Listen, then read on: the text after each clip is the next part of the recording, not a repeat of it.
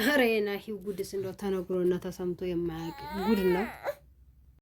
ቆይ ይህ ነገር ድራማው እንዴት ነው? ድራማ ነው ወይስ የእውነት ነው? ያልገባኝ ነገር አንድ ሰው እንዴት ነው በቁርባን አግብቶ የዚህን ያህል ጥግ ድረስ እንደዚህ መጃጃል? እንዴ አልገባኝም።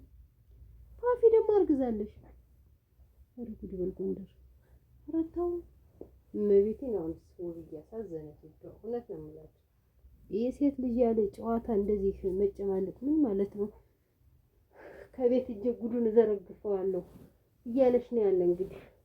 ስለዚህ እርግዝና ከሆዷ ውስጥ እንዳለ አለባበሷ ራሱ ይለያል ማለት ነው። እኔና አሁን አይደለም ሰዓቱ። ልጆቼ ናፍቀዋል። ኧረ እባክህ ልጆችህ ናፈቁህ እንዴ? በቃ ቁርባኑ ከንቱ ሆኖ ልጆችን የናፈቁህ እንግዲህ ያስመዝላዘሩ በእውነት ውይ ጥናቱን ስተሽያለሁ ያልችልም